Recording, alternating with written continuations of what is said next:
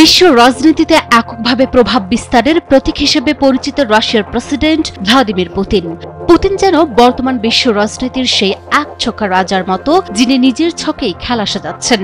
যুক্তরাষ্ট্র, যুক্তরাজ্য, ফ্রান্স এসব বিশ্বের মস্তান দেশ, কিন্তু তাদের যৌথ প্রচেষ্টাও পুতিনের গায়ে আঁচড় কাটতে পারছে না। ইউক্রেনের সামরিক অভিযান চালিয়ে তিনি পশ্চিমা সমর্থিত শক্তিগুলোকে একের পর এক চাপে ফেলেছেন। যেখানে একদিকে রাশিয়ার প্রেসিডেন্ট ভ্লাদিমির পুতিন এককভাবে পশ্চিমা জোটকে ধুলোয় মিশিয়ে দিচ্ছেন, সেখানে ৫৭টি মুসলিম দেশ মিলে একটি দখলদার শক্তিকে শায়েস্তা করতে পারছে না। কিন্তু কেন?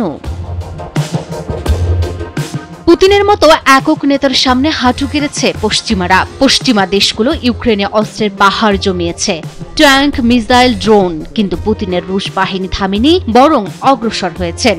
রাশিয়া ইউক্রেনের ২০% এলাকা দখল রেখেছে এবং সাম্প্রতিক রিপোর্ট বলছে শুধু জুলাই আগস্টে তারা ২৪১ বর্গ মাইল এলাকা জয় করেছে।